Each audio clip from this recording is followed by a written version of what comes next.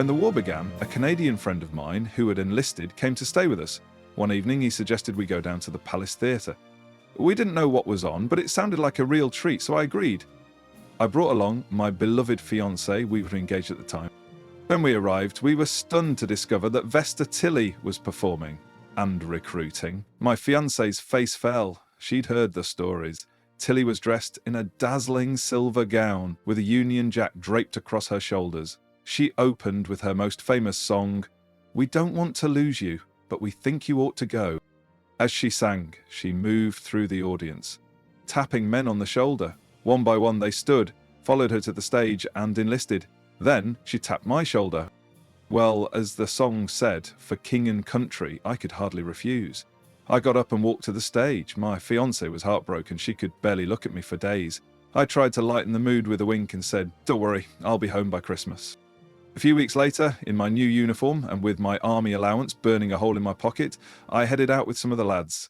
We were feeling proud, almost heroic, until we saw a young lad walking alone. Couldn't have been more than 15. 2 women passed him. One looked at us, then at him, and said, "Why aren't you in the army with the rest of the boys?"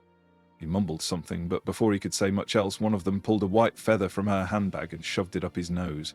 Just as I was about to step in, a recruitment officer darted across the road, threw his arm around the lad and said, "Don't worry, son, let's get you to the drill hall. We'll soon prove you're not a coward. Just remember to tell the doctor you're 18.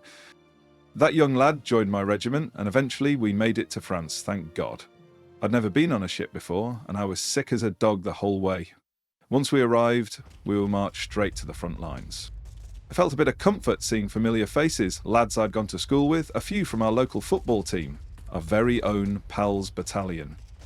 The recruitment officers had committed to keeping everyone together as a way of getting men to join up in groups, but any sense of pride vanished the moment we approached the trenches. It was like we'd marched into hell. As we went in, the wounded and dying were coming out, men without legs, men without arms. One poor bloke had half his face hanging off. I couldn't believe he was still breathing. No one spoke. Then the class clown from school broke the silence. He looked around and said, "Well, gents, they certainly didn't show that on the recruitment posters." Some of us laughed, but it was a nervous laugh. Others just lit another cigarette, trying to calm the shaking in their hands.